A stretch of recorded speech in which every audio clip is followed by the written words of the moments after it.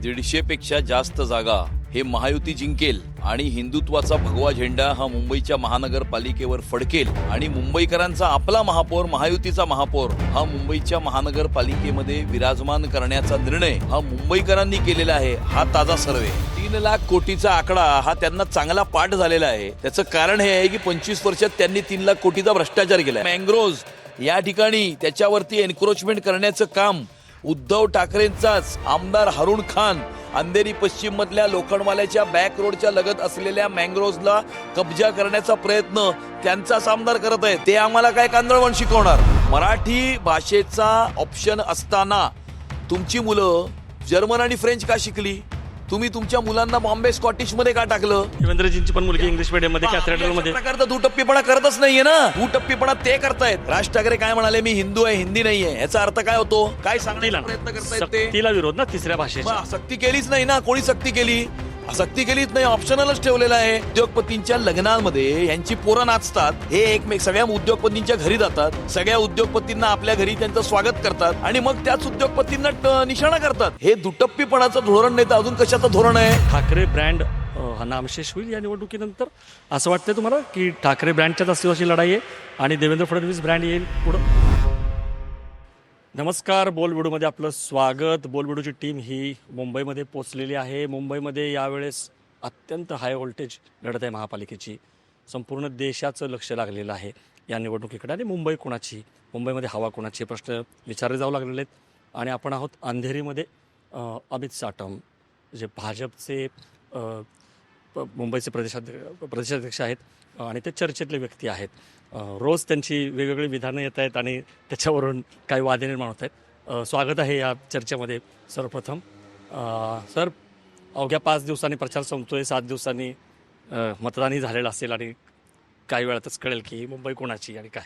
यावेळेस भाजप म्हणजे भाजप तसं प्रत्येकच निवडणुकीमध्ये तयारीने उतरतं, कायम इलेक्शन मोडवरती असणारा पक्ष असं म्हटलं जातं आणि जिंकण्याचं विजयाचं मशीन असंही वर्णन केलं जातं। तसंच भाजप हा सर्वे करणारा पक्ष असंही म्हटलं जातं ताजे। तर आम्हाला सुरुवातीला सांगा, ताजा सर्वे काय आहे तुमचा मुंबईचा? कारण 80पर्यंत पोचले, 85पर्यंत पोचले वगैरे असं येत असतं आकडे, तर आत्ता ताजी परिस्थिती काय? 150 पेक्षा जास्त जागा हे महायुती जिंकेल आणि हिंदुत्वाचा भगवा झेंडा हा मुंबईच्या महानगरपालिकेवर फडकेल आणि मुंबईकरांचा आपला महापौर महायुतीचा महापौर हा मुंबईच्या महानगरपालिकेमध्ये विराजमान करण्याचा निर्णय हा मुंबईकरांनी केलेला आहे। हा ताजा सर्वे आहे। आणि याच्यामध्ये भाजप 100 पार आहे या 150 मध्ये? भाजप किती, शिवसेना किती हे महत्वाचं नाही आहे, किंवा रिपाईला किती जागा मिळतील हे महत्वाचं नाही आहे। 150 पेक्षा जास्त जागा महायुतीला मिळतील, विकासाला मिळतील आणि मुंबई सुरक्षित ठेवण्याच्या दृष्टिकोनाला मिळतील, हे जास्त महत्वाचं आहे। आणि त्यामुळे मुंबईकर हे विकासाच्या बाजूनं आणि मुंबई शहराच्या सुरक्षेच्या बाजूनं मतदान करणार आहेत। सर, ही लढत जी आहे ती प्रतिष्ठेची आहे, पण तुम्हाला वाटते की चुरशीची लढाई आहे? कारण दुसरीकडं ठाकरे बंधू जे आहेत ते 20 वर्षानंतर त्यांची युती झालेली आहे, मनोमिलन झालेलं आहे, राजकीय युती झालेली आहे। म्हणजे ते फडणवीसांनाच क्रेडिट देत आहेत की त्यांच्यामुळे हिंदी सक्तीचा मुद्दा वगैरे आला, त्यातला तो जरी भाग सोडला तरी ही निवडणूक एकतर्फी आहे का चुरशीची आहे, काटेकी टक्कर आहे? कोण एकत्र येत आहे किंवा कोण एकत्र येत नाही आहे हे महत्त्वाचं नाही आहे। या मुंबईकरांचा गेल्या 11 वर्षामध्ये विकास कोणी केला? अटल सेतू कोणी केला? कोस्टल रोड कोणी केला? या मुंबई शहरामध्ये मेट्रो कोणी आणली? किंवा वरळीतल्या बीडीडी चाळीतल्या मराठी माणसाला 560 फुटाचं घर कोणी तयार करून दिलं हे महत्त्वाचं आहे? किंवा मुंबईच्या महानगरपालिकेमध्ये बसून 25 वर्ष भ्रष्टाचार कोणी केला हे महत्त्वाचं आहे? किंवा मराठी भाषेला अभिजात भाषेचा दर्जा कोणी प्राप्त करून दिला हे मुद्दे महत्त्वाचे आहेत? किंवा स्वतःच्या मतांच्या लांगुल चालनाकरता मुंबई शहराचा रंग बदलण्याचा प्रयत्न कोण करतंय हे महत्त्वाचं आहे? कोण एकत्र येत आहे किंवा कोण एकत्र येत नाही आहे हे महत्त्वाचं नाही आहे। एक एक मुद्दे घेऊयात आपण। तुम्ही महत्त्वाचा मुद्दा मांडला, त्याच्याकडे येण्यापूर्वी मला सांगा की मात्र ही जी लेवल प्लेईंग फील्ड आहे, अनेकांचं म्हणणं आहे की ती एक नाही आहे। ही लढाई एकीकडं अत्यंत सर्वशक्तिमान असा भाजप सगळ्या अर्थाने, साम दाम दंडभेद हे माझेच शब्द नाहीत, फडणवीसच म्हणतात की साम दाम दंडभेद सगळं करावं लागतं जिंकण्यासाठी। तर ते तो पक्ष आहे की ज्याच्याकडे प्रचंड पैसा आहे, प्रचंड रिसोर्सेस आहेत, तुमच्यावरती आरोपी होत आहेत। आता बघा की विधानसभेचे अध्यक्ष त्यांच्यावरतीच आरोप झालेला आहे की त्यांनी कशा पद्धतीनं अर्ज भरू दिले नाहीत, फोडाफोडी केली किंवा म्हणजे उमेदवार फोडण्याचे वगैरे ते तर भाग आहेतच। हे तुम्हाला मान्य आहे का? हत्ती आणि मुंगीची लढाई आहे, असं एकाने वर्णन केलेलं आहे. रूपकात्मक आहे. हत्ती हा सर्वशक्तिमान आहे, तो मुंगीला चिरडू शकतो, पण मुंगीसुद्धा हत्तीला चावा घेऊन हैराण करू शकते. नाही, ह्यामध्ये कुणी हत्ती नाही, कुणी मुंगी नाही, सर्व समान आहेत. आणि त्यामुळे या ठिकाणी महाराष्ट्राच्या आणि मुंबईकर जनतेचे आशीर्वाद, त्यांचं समर्थन हीच आमची सर्वात मोठी पुंजी आहे. आणि त्या पुंजीच्या आधारावरती आम्ही ही निवडणूक लढत आहोत. आणि गेल्या 11 वर्षामध्ये ज्या प्रकारचे क्रांतिकारक अशा प्रकारचं परिवर्तन या मुंबई शहरामध्ये मोदीजींच्या नेतृत्वामध्ये सन्माननीय मुख्यमंत्री देवेंद्र फडणवीस साहेबांनी घडवलेलं आहे, ही आमची पुंजी आहे. किंवा समोरच्यांनी 25 वर्ष मुंबईच्या महानगरपालिकेमध्ये भ्रष्टाचार केला, हे त्यांचं डेफिसिट आहे. त्यामुळे आम्ही केलेला विकास हे आमचं कॅपिटल आहे आणि त्यांनी केलेला भ्रष्टाचार हे त्यांचं डेफिसिट आहे. त्यामुळे ही या कॅपिटलची आणि ह्या डेफिसिटची लढाई आहे. एक एक मुद्द्याकडे येतो मी. आता याच मुद्द्यापासून सुरुवात करूयात. तुम्ही असं म्हणताय की 25 वर्ष हा भ्रष्टाचार केलेला आहे शिवसेनेने, उद्धव ठाकरेंनी, पण त्यातली 20 वर्ष तुम्ही त्याचे वाटेकरी होत आहे, तुम्ही का मान्य नाही करत? शेवटची 5 वर्ष मी म्हणत नाही, 4 वर्ष प्रशासक आहे ते पण म्हणत नाही, पण त्याच्या आधी तर तुम्ही एकत्र होतात ना, मग तिथं मात्र तुम्ही ती पार्टनरशिप अमान्य का करताय? मुंबई महानगरपालिकेमध्ये 3 पदं फार महत्त्वाची असतात: म्युनिसिपल कमिशनर, महापौर आणि स्टँडिंग कमिटी चेअरमन. 25च्या 25 वर्षामध्ये मुंबईचा महापौर हा एकसंध शिवसेनेचाच होता, मुंबईचा स्टँडिंग कमिटीचा चेअरमन हा उद्धव ठाकरेंचाच होता. आणि त्यामुळे महापौर आणि स्टँडिंग कमिटी चेअरमन हे उद्धव ठाकरे रिमोट कंट्रोलनी चालवत होते. भारतीय जनता पार्टी हा एक मिनिस्क्यूल पार्टनर होता. 1992 साली भाजपचे 13 नगरसेवक होते, 97 साली 26 झाले, 2002ला 29 झाले, त्यानंतर 30 झाले आणि मग 32 झाले. आणि त्यामुळे एकूण संख्येच्या 10% साधारणतः संख्या ही फक्त भारतीय जनता पार्टीच्या नगरसेवकांची त्या ठिकाणी होती. डॉमिनंट पार्टनर शिवसेना होती आणि शिवसेनेच्या महापौर आणि स्टँडिंग कमिटीच्या चेअरमनच्या चाव्या या उद्धव ठाकरेंच्या हाती होत्या. आणि त्यामुळे जे काही झालं, भ्रष्टाचार झाला, तर त्याला जबाबदार उद्धव ठाकरे आहेत. जसं 2014 ते 2019 आम्ही युतीमध्ये होतो, त्यावेळेला काही चांगलं झालं असेल तेही देवेंद्र फडणवीसांमुळे झालं, आणि चांगलं झालं नसेल त्याची जबाबदारी आम्हीच घेतली पाहिजे. ती जबाबदारी आम्ही घेतो, पण चांगलं झालं नाही असं काहीच नाही, सगळ्या चांगल्याच गोष्टी झाल्या. त्यामुळे त्या चांगल्या गोष्टीची जबाबदारी जशी आम्ही घेतो, आम्ही त्यावेळेला लीड करत असताना, तसं 25 वर्षातल्या कारभाराची जबाबदारी ही उद्धव ठाकरेंनी घेतली पाहिजे. तुमचं म्हणणं आहे की जसं म्हटलं होतं की स्टँडिंग कमिटी ही अंडरस्टँडिंग कमिटी असते, त्याच्यावरती सदस्य पण असतात आणि सगळ्यांना पाकिटं पोचले असतात. त्या टक्केवारीमध्ये पाकिटामध्ये भाजपचा नगरसेवक कोणी नव्हता, खात्रीपूर्वक तुम्ही सांगू शकता? अनेक विषय हे त्यांनी त्यावेळेला बहुमताच्या आधारावरती रेटून नेलेले आहेत. मी स्वतः 2012 मध्ये नगरसेवक होतो. त्यावेळेचं एक उदाहरण मी तुम्हाला सांगतो की एका बिल्डरच्या प्रकल्पाकरता झाडे तोडण्याचा प्रस्ताव हा ट्री अथॉरिटीमध्ये आला असताना, आम्ही त्याला विरोध केला असताना, आम्ही वॉकआउट केला असतानाही त्यांनी जबरदस्तीने तो प्रस्ताव पारित केला. तो नंतर हाऊसमध्ये आला. हाऊसमध्ये भारतीय जनता पार्टीच्या 30च्या 30 नगरसेवकांनी त्या ठिकाणी विरोध केला, वॉकआउट केला. तरीही बहुमताच्या आधारावरती त्यांनी तो प्रस्ताव रेटून नेला आणि पारित केला. अशी अनेक अनन्य प्रकारची उदाहरणं मी तुम्हाला त्या 25 वर्षाची देऊ शकतो, ज्या वेळेला विरोध करूनही बहुमताच्या आधारावरती अनेक प्रस्ताव त्यांनी रेटून नेलेले आहेत. सर, आता उद्धव ठाकरेंचं स्टेटमेंट आज आलेलं आहे. बरोबर, तुम्ही झाडांचा विषय काढला. 2 मुद्दे मला सांगायचे वाटतात. एक, ते म्हणतायत की आमच्यावरती 3 लाख कोटींचा आरोप करता भ्रष्टाचाराचा, तुम्हीच केलेला आहे, तुम्हीच ज्या एफडी आहेत त्या 90,000 कोटीवरून आता 80,000 कोटीवरून आणलेल्या आहेत, मग ते या ठेवीचं आटायचं काय वगैरे तो इश्यू झाला. दुसरं त्यांनी उदाहरण दिलं गारगाई आणि पिंजाळ योजना जी आहे ती मी असताना आली आणि 6 लाख झाडं तोडायची होती, मी पर्यावरणाकडे बघितलं. इव्हन त्यांनी उदाहरण दिलं की आरेचं जंगल हे कापायची गरज नव्हती, कारण कारशेड जी आहे ती कांजूरमार्गला, तुम्ही कांजूरमार्गची पण जागा घेतलेली आहे. तर याला काय उत्तर आहे की ते म्हणतं की तुम्हीच उलट भ्रष्टाचार केलेला आणि तुम्हीच पर्यावरणाचा नाश करता आहात. 3 लाख कोटीचा आकडा हा त्यांना चांगला पाठ झालेला आहे. त्याचं कारण हे आहे की 25 वर्षात त्यांनी 3 लाख कोटीचा भ्रष्टाचार केला आहे. कसा केला आहे?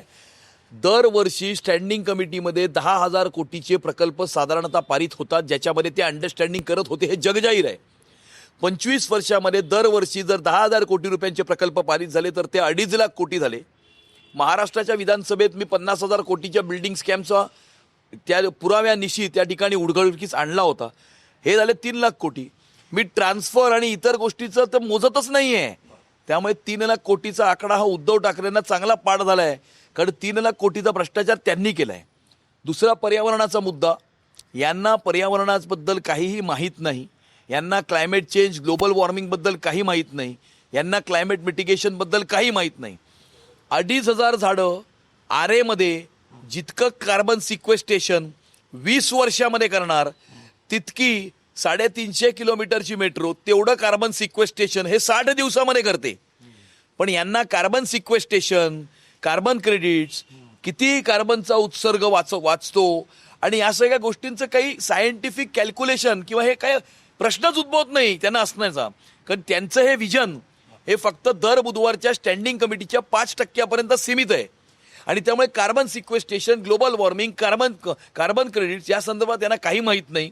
गारगाई आणि पिंजाळचा प्रकल्प जो आहे 6 लाख झाडं. या ठिकाणी मोठ्या प्रमाणावरती मुंबई शहरामध्ये लोकसंख्या वाढत असताना पाण्याची कमतरता ही मुंबई शहरामध्ये भासत असते. उद्धव ठाकरेंनी म्हटलंय, आम्ही म्हणतो की 24/7 हे मुंबईकरांना पाणी मिळालं पाहिजे. मग मिळणार कुठून? त्या ठिकाणी प्रकृतीकडनं पावसाळ्यामध्ये आपल्याला जे पाणी मिळतं ते कुठल्या तरी एका ठिकाणी स्टोअर होऊन डॅम बांधून ते पाणी जे आहे कॅचमेंट ते एरिया मुंबई शहराला जे आहे ते पुरवलं जातं. त्यामुळे तुम्ही डॅम्स, रिझर्वायर्सच क्रिएट करणार नाही, मग ते पाणी साठवणार कुठे? मान्य नसतं. आणि त्यामुळे मुंबईकरांची तहान भागवण्यासाठी, मुंबई शहर चालण्यासाठी, मुंबई शहराच्या इतर पाण्याच्या समस्या सोडवण्याकरता 24/7 या ठिकाणी करण्याकरता गारगाई आणि पिंजाळचा प्रकल्प हा ठिकाणी करणं आवश्यक आहे.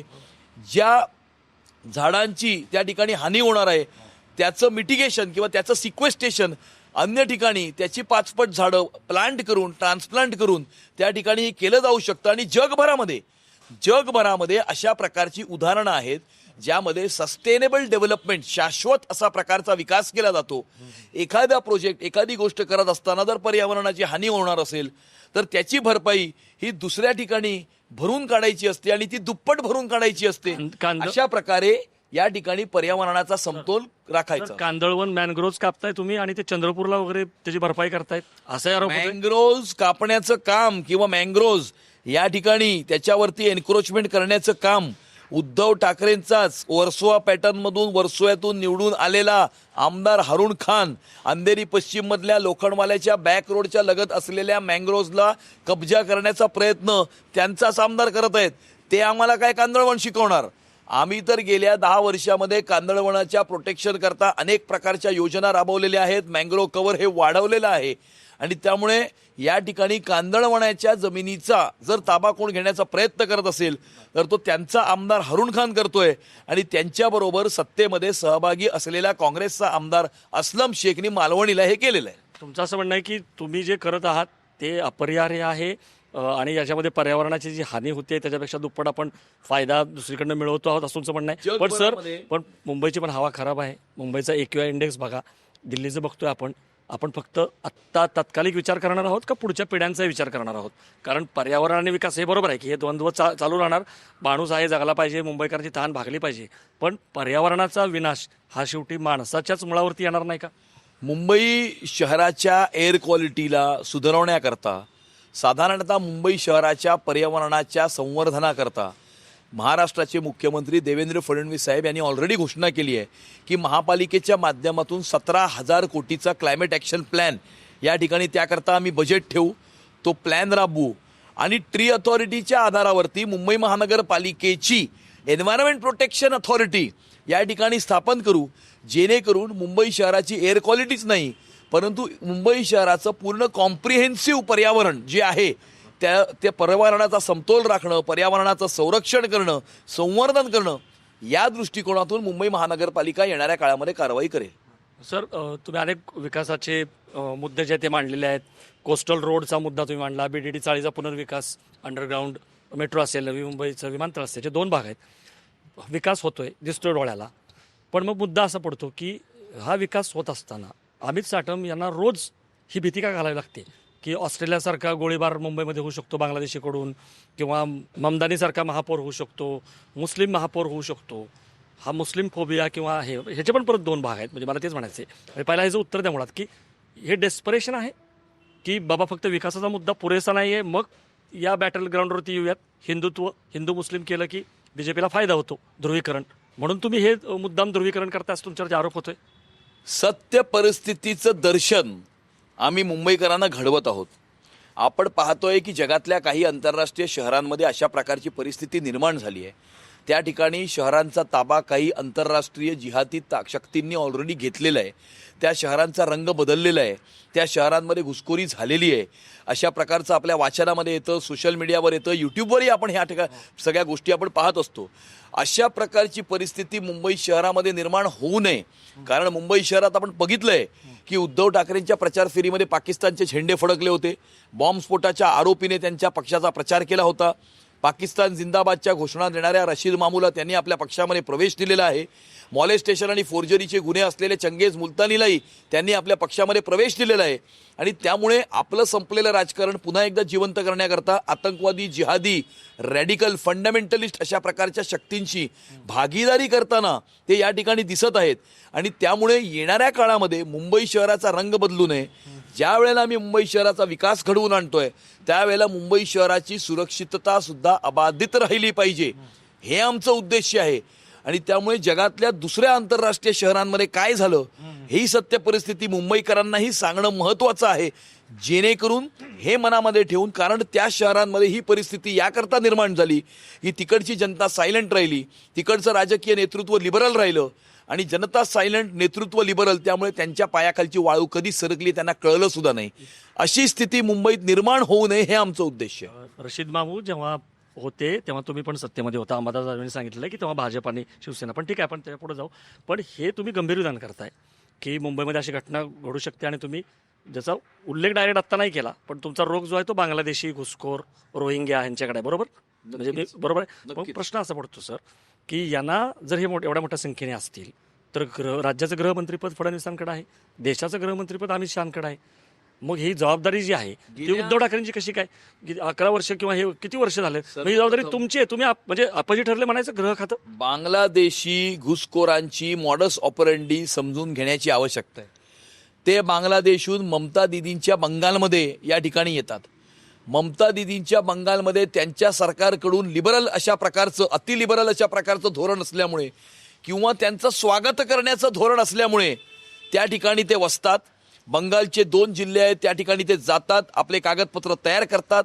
मग त्या बंगालच्या कागदपत्रांच्या आधारावर ते मुंबईमध्ये येतात आणि मग त्या तिकडच्या आधार कार्डच्या आधारावर या ठिकाणी ते आपली कागदपत्र, या ठिकाणी जे जिहादी अशा प्रकारचे काही या ठिकाणी आमदार निवडून आलेले आहेत. आपण बघतो की मानपूर शिवाजीनगर असेल, मालवणी असेल, वर्सोवा असेल, वांद्रे पूर्व असेल, अशा प्रकारे काही विशिष्ट मुंबई शहरातल्या वस्त्यांमध्ये ते येऊन वसतात आणि त्या ठिकाणी राजकीय सत्तेचा उपयोग करून त्यांना Aadhaar card, PAN card, voting card तयार करून दिलं जातं, ज्याच्यामुळे ते कायमचे या कायमस्वरूपी या ठिकाणी वसतात. गेल्या 1 वर्षामध्ये देवेंद्र फडणवीस साहेब दुसऱ्यांदा महाराष्ट्राचे मुख्यमंत्री झाल्याच्या नंतर मोठ्या प्रमाणावरती कोम्बिंग ऑपरेशन हे मुंबई पोलिसांनी हाती घेतलं असून 1000 पेक्षा जास्त बांगलादेशींना या ठिकाणी डिपोर्ट करण्याचं काम हे महाराष्ट्राच्या सरकारने केलेलं आहे. परंतु त्याचा जो ट्रेल असतो तो एस्टॅब्लिश करणं, तो कोर्टाच्या समोर मांडणं आणि सगळे फॅक्ट्स मांडून ती ऑर्डर घेणं ही फार एक मोठी चॅलेंजिंग टास्क असते. आणि या चॅलेंजिंग टास्कमध्ये मुंबई पोलीस हे पूर्णपणे उतरलेले आहेत. त्यांना यशही मिळतं आहे. पण आणि येणाऱ्या काळामध्ये पूर्णपणे यांना इकडनं मुंबईतनं साफ केल्याशिवाय आम्ही राहणार नाही. बांगलादेशी किंवा रोहिंग्या यांचा मुद्दा समजू शकतो आपण, जे घुसखोर आहेत त्यांच्याबद्दल अजिबातच आपण उदार असता कामा नाही. पण तुम्ही जो हिरवा रंग वगैरे म्हणताय, म्हणजे इतर जे मुस्लिम आहेत, मला सांगा की संविधानाने अधिकार दिलेला आहे. अनेक महापौर जे आहेत अलीकडच्या काळात तर झालेलंच नाही आहे. म्हणजे मला यायचंच आहे, तुम्ही ही भीती परत का दाखवताय की मुस्लिम महापौर होईल वगैरे? अलीकडच्या काळात असं केलेलंच नाही आहे. तुम्हीच होता 20-25 सत्तेमध्ये. पण त्याच्या आधी समजा झाले असतील तर ते संविधानाने झालेले आहेत. AR अंतुले होते, ते मुख्यमंत्री झालेले होते. महबूबा मुफ्ती कशी का असेना, आपण युती केली होती, आपण राष्ट्रपती कलाम होते प्रेसिडेंट. तर हे काय आहे, म्हणजे मुस्लिम नागरिक हा महापौर किंवा अशा पदांवरती का नको, हा तुम्ही बागुलबुवा का दाखवताय? हे बघा, आम्ही याला जोडूनच प्रश्न की तुम्ही ह्याच्यामध्ये दुटप्पीपणा करताय असं तुमचे मित्रपक्ष पण म्हणायला लागलेत. एकीकडे तुम्ही हे आरोप करताय आणि दुसरीकडे तुम्ही MIMचे उमेदवार उभे करताय. प्रताप सरनाईकांनी आरोप केलेला आहे. काही ठिकाणी तुम्ही काँग्रेसचे मुस्लिम उमेदवार चालवता आहात. म्हणजे उद्धव ठाकरे जे म्हटले होते की इतरांनी केलं की लव जिहाद आणि आम्ही केलं की प्रेम. त्यामुळे मुस्लिम तुम्ही एकीकडे दाखवताय बागुलबुवा, पण त्याचा तुम्ही उपयोग पण करून घेताय असा तुमचा आरोप आहे तुमच्यावरती. या ठिकाणी आम्ही कुठल्याही धर्माच्या विरोधात नाही, आम्ही कुठल्याही उपासनेच्या पद्धतीच्या विरोधात नाही, परंतु राष्ट्रीयत्वाच्या मुद्द्यावरती कुठल्याही प्रकारचं काही कॉम्प्रोमाइज होणार नाही. पंतप्रधान नरेंद्र मोदीजींनी ज्या वेळेला उज्ज्वला योजना आणली त्यांनी हा विचार नाही केला की या योजनेची लाभार्थी ही हिंदू आहे, मुसलमान आहे, ख्रिश्चन आहे, बौद्ध आहे की शीख आहे, किंवा महाराष्ट्राची लाडकी बहीण योजना आणली त्यावेळेला आम्ही हा विचार नाही केला की ही बहीण हिंदू आहे, मुसलमान आहे, ख्रिश्चन आहे, शीख आहे की बौद्ध आहे. आम्ही हा विचार केला की महाराष्ट्राची नागरिक आहे. मोदीजींनी हा विचार केला काय हिंदुस्थानचा नागरिक आहे. पण जर कुणी वंदे मातरमला विरोध करणार असेल, भारत माता की जयला विरोध करणार असेल, पाकिस्तानचे झेंडे फडकवणार असेल, पाकिस्तान जिंदाबादच्या घोषणा देणार असेल, किंवा मुंबई शहरावर हमला करणाऱ्या याकूब मेमनच्या मर्सी पिटिशनवर सही करणार असेल तर त्याला आम्ही विरोध करणार. अशा प्रकारच्या सर्व शक्तींशी आम्ही संघर्ष करणार, लढाई हे करणार. बरोबर आहे. पण तुम्हाला मान्य आहे की नाही की तुम्ही पण अशा पद्धतीचे गिमिक करता आहात जिंकण्यासाठी? नाही, तुम्ही gimmick नाहीये. MIMच्या उमेदवारांना फंडिंग देणं किंवा काही काँग्रेसचे मुस्लिम उमेदवार चालवणं, डमी मुस्लिम उमेदवार उभं करणं वगैरे, अशा प्रकारे आरोप कुणी काही करू शकतं आणि त्यामुळे या आरोपांना काही अर्थ नाही. या देशाच्या संविधानाच्या अनुसार जे काही राजकीय पक्ष नोंदवले गेलेले आहेत त्यांना निवडणुकीला उभा राहायचा सगळ्यांना अधिकार आहे. भाजपलाही आहे, शिवसेनेलाही आहे, उभाटालाही आहे, मनसेलाही आहे, MIMलाही आहे, सपालाही आहे, काँग्रेसलाही आहे. प्रत्येक राजकीय पक्ष आपापले उमेदवार उभे करत असतो. आता आपण असं कसं म्हणणार की ह्यानी उभा केला, त्याला त्यांनी उभा केला, मग त्यामुळे काँग्रेस आम्ही उभाटा आणि मनसेला काँग्रेसनी उभा केला किंवा उभाटा आणि मनसेने काँग्रेसला उभा केला असं आम्ही म्हणायचं का? आणि त्यामुळे या आरोपांमध्ये काही तथ्य नाही आणि सगळे तथ्यहीन अशा प्रकारचे आरोप आहेत. दुसरं एक भाजपबद्दल असं म्हटलं ते आक्षेप घेतला होता की भाजप काय करतं की एक खडा टाकून बघतं, म्हणजे हिंदी सक्ती आणायची, मग जेव्हा बुमरँग झालं की मग म्हणायचं की नाही नाही हिंदी सक्ती होणार नाही. मग RSSचे एक जण आले घाटकोपरमध्ये, इथली भाषा गुजराती आहे असं म्हणाले, मग ते बुमरँग झालं. किंवा आता कृपाशंकर सिंगांनी सांगितलं की मेरा भाईंदरमध्ये उत्तर भारतीय पण महापौर होऊ शकतो, मग ते झालं. म्हणजे देवेंद्र फडणवीसांना दुर्दैवाने रोज एक खुलासा करून नाही नाही नाही हे नाही असं म्हणावं लागते. पण हे जे आहे की खडा टाकायचा, चाललं तर चाललं, नाही तर मग बुमरँग झालं की मागं घ्यायचं, सर्व करायची. नाही, ह्याच्यामध्ये काही खडा टाकण्याचा काही विषय नाही. हिंदी सक्तीच्या विरोधामध्ये हे दोघं जे एकत्र आले, मोर्चा काढला. माझा प्रश्न असा आहे की तुमच्या मुलांनी शाळेमध्ये जर्मन आणि फ्रेंच का शिकले? मराठी भाषेचा ऑप्शन असताना तुमची मुलं जर्मन आणि फ्रेंच का शिकली? तुम्ही तुमच्या मुलांना बॉम्बे स्कॉटिशमध्ये का टाकलं? देवेंद्रजींची पण मुलगी इंग्लिश मीडियममध्ये कॅथेड्रलमध्ये. अशा प्रकारचा दुटप्पीपणा करतच नाहीये ना आम्ही. दुटप्पीपणा ते करतायत. मराठी भाषेच्या काही शेवटची लढाई आहे वगैरे अशा प्रकारच्या वल्गना ते करतायत. आम्ही ढोंगीपणा करत नाहीये. तुम्ही तुमच्या मुलांना बॉम्बे स्कॉटिशमध्ये शिकवता, तुम्ही तुमच्या मुलांना जर्मन आणि फ्रेंच शिकवता, हिंदीला विरोध करता. म्हणजे जर्मन चालतं, फ्रेंच चालतं, उर्दू चालतं, हिंदीला नाही विरोध आहे, सक्तीला विरोध आहे. तिसरी भाषा म्हणून हिंदीला विरोधच आहे ना. राज ठाकरे काय म्हणाले, मी हिंदू आहे, हिंदी नाही आहे. ह्याचा अर्थ काय होतो? काय सांगण्याचा प्रयत्न करतायत ते? सक्तीला विरोध ना तिसऱ्या भाषेचा. सक्ती केलीच नाही ना. कोणी सक्ती केली? सक्ती केलीच नाही, ऑप्शनलच ठेवलेलं आहे. हे बघा, हे काही ना काय, हे महानगरपालिकेच्या निवडणुकीच्या 6 महिने आधी कुठला ना कुठला मुद्दा शोधत असतात. आता यांची जी टेप आहे ना ती जुनी झाली आहे. आता यांना सांगायचं की टेप तरी नवीन चालू करा. 25 वर्ष 10 महानगरपालिकेच्या निवडणुकीच्या 6 महिने आधी यांना मराठी भाषा आठवते, मराठी माणूस यांना आठवतो, आणि मग कुठलं तरी मुंबई महाराष्ट्रापासून वेगळी होऊ देणार नाही अशा प्रकारच्या वल्गना हे करतात. काहीतरी नवीन केलं पाहिजे त्यांनी. म्हणजे याच्यामध्ये सुद्धा इनोव्हेशन नाही आहे. काम करण्यात तर नाहीच आहे. यांचं इनोव्हेशन फक्त भ्रष्टाचारापर्यंत सीमित आहे.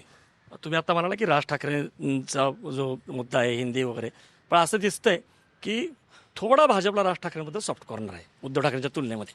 म्हणजे बघा कसं आहे की राज ठाकरेंना चुचकारलं जाते की नाही तुम्ही सरेंडर केले शिवसेना पूर्ण, तुम्हाला ज्या जागा दिलेल्या आहेत त्या हरण्याच्या जागा दिलेल्या आहेत, किंवा या सगळ्या ज्या जागा वाटपामध्ये अन्याय झालेला आहे वगैरे. किंवा जेव्हा मतदानामधले जे गडबडी होत्या त्याचं प्रेझेंटेशन आदित्यनी पण केलं, राज ठाकरेंनी पण केलं. तुम्ही आदित्यला पप्पू म्हणता, तुम्ही राज ठाकरेंना म्हणत नाही. म्हणजे मला म्हणायचं की एक एंट्री ठेवली आहे का तुम्ही अजूनही? कारण तुमचे नेते भेटत असतात, त्यांच्या मिटिंग होत असतात, पुष्पगुच्छ देत असतात. परत काही पोस्ट इलेक्शन अलायन्स असं काही गरज लागली तर पुन्हा एकदा काही अशी पाऊलवाट ठेवली? अशी कोणतीही एंट्री कुठेही ठेवलेली नाही आणि त्यामुळे पोस्ट इलेक्शन कुणाचीही आम्हाला गरजही लागणार नाही. 150पेक्षा जास्त जागा जिंकून महायुतीच ही निवडणूक जिंकणार आहे आणि आम्हाला कुणाच्याही मदतीची आवश्यकता लागणार नाही आहे. कारण मुंबईकर भरघोसपणे भरभरून आपले आशीर्वाद आम्हाला देणार आहेत. शेवटचा प्रश्न, एक तर नक्की झालं यावेळेस की मुंबईचा जो महापौर आहे तो मराठी असणार, हिंदू असणार, हिंदू मराठी असणार, मराठी हिंदू असणार. कारण हे तुम्ही म्हणालेला भाजप, हे एकनाथ शिंदे पण म्हणालेले आहेत, राज ठाकरे आणि उद्धव ठाकरे हे सगळे. त्यामुळे एक नक्की आहे की निकाल जो आहे मुंबईचा जो महापौर आहे, फक्त प्रश्न असा आहे की तो कुणाचा असणार? भाजपचा असणार आहे का? शिवसेनेचा असणार आहे का? महायुतीचं हे उत्तर आम्हाला मिळालेलं आहे. भाजपचा असणार आहे का? भाजपचं असेल किंवा शिवसेनेचं असेल हे महत्त्वाचं नाही आहे. मुंबईकरांची स्वप्न साकार करणारा महायुतीचा महापौर हा मुंबईच्या महानगरपालिकेमध्ये विराजमान करण्याचा निर्णय हा मुंबईकरांनीच केलेला आहे. त्यामुळे हा महापौर भाजपचा शिवसेनेचा असण्यापेक्षा मुंबईकरांचा महापौर असेल. शेवटचा प्रश्न, जी मराठी माणसाची लढाई, शेवटची अस्तित्वाची लढाई वगैरे म्हटलं जाते, याच्याबरोबर एक असं ठीक आहे, म्हणजे गुजरातमध्ये जातील वगैरे तशी भीती दाखवू नये, तसं घडणं शक्य नाही आहे. पण कुठंतरी जसं तुम्ही मगाशी म्हणाला लाडकी बहीण, लाडका उद्योजक, हा तरी आरोप तुम्हाला मान्य आहे का की सगळे जे उद्योग आहेत ते सगळे एकाच विशिष्ट उद्योगपतीलाच दिले जात आहेत? नवी मुंबईचं कंत्राट असेल, धारावीचं असेल, वाढवण असेल, सगळे असतील. म्हणजे अदानी जो आहे, हा जो मुद्दा आहे तो मुद्दा आहे काय निवडणुकीमध्ये? आपण पाहाल की या देशामध्ये सगळ्यात जास्त फॉरेन डायरेक्ट इन्व्हेस्टमेंट हे महाराष्ट्रामध्ये आलेलं आहे. गेल्या वर्षामध्ये जे काही आकडे समोर आलेले आहेत, मग आता आपण असं म्हणणार का की विदेशी कंपन्यांना तुम्ही काम देताय, विदेशी कंपन्यांना मोठ्या प्रमाणावरती इकडे रेड कार्पेट ट्रीटमेंट देताय? असं आहे की या ठिकाणी विदेशी कंपन्या असतील, देशी कंपन्या असतील, सर्वांना कामं मिळत आहेत. मक्तेदारी नको ना, एकाच मक्तेदारी का? काही विरोधक फक्त एकाच उद्योगपतीचे काही प्रोजेक्ट्स समोर आणून या अशा प्रकारचं एक खोटं परसेप्शन तयार करू इच्छितात. परंतु राज ठाकरेंनी तर त्या उद्योगपतींना आपल्या घरी इन्व्हाइट केलं होतं आणि ज्या उद्योगपतींची नावं राज ठाकरे घेत आहेत त्यांच्या घरी हे सुद्धा गेले होते, गळ्या भेट केली होती. ही दुटप्पीपणाची भूमिका आहे आणि त्यामुळे त्यांच्या घरी, एकमेकांच्या घरी जायचं, एकमेकांच्या पार्ट्यांमध्ये उद्धव ठाकरेंचा मुलगा तर अंबानींच्या लग्नामध्ये नाचलाय ना. आणि त्यामुळे अंबानीचं नाव घेत नाही, अदानीचं घेतात. नाही, असं आहे की उद्योगपतींच्या लग्नांमध्ये यांची पोरं नाचतात, हे सगळ्या उद्योगपतींच्या घरी जातात, सगळ्या उद्योगपतींना आपल्या घरी त्यांचं स्वागत करतात आणि मग त्याच उद्योगपतींना निशाणा करतात. हे दुटप्पीपणाचं धोरण नाही तर अजून कशाचं धोरण आहे? आणि त्यामुळे दुटप्पीपणाची, ढोंगीपणाची ही भूमिका आहे. शेवटचा प्रश्न, ठाकरे ब्रँड हा नामशेष होईल या निवडणुकीनंतर असं वाटतंय तुम्हाला की ठाकरे ब्रँडच्याच अस्तित्वाची लढाई आहे आणि देवेंद्र फडणवीस ब्रँड येईल पुढं? या निवडणुकीमध्ये मुंबई आणि मुंबईकर हा ब्रँड ठसठसून या ठिकाणी पुढे येईल. ठीक आहे, धन्यवाद. खूप तुम्ही मोकळेपणाने बोललात आणि सर्व जे काही मुद्दे आहेत ते तुम्ही मांडलेले आहेत. जे काही आक्षेप आहेत भाजपबद्दल त्याला पण देखील तुम्ही उत्तरं दिलेली आहेत. प्रेक्षक हो, तुम्हाला अमित साटम यांची मांडणी कशी वाटली? त्यांची जी भूमिका आहे, त्यांचे जे दावे आहेत भाजपची, ती तुम्हाला पटली का? तुमच्या ज्या प्रतिक्रिया आहेत त्यासह तुम्ही कमेंट बॉक्समध्ये जरूर नोंदवा आणि बघत राहा बोलबेडू.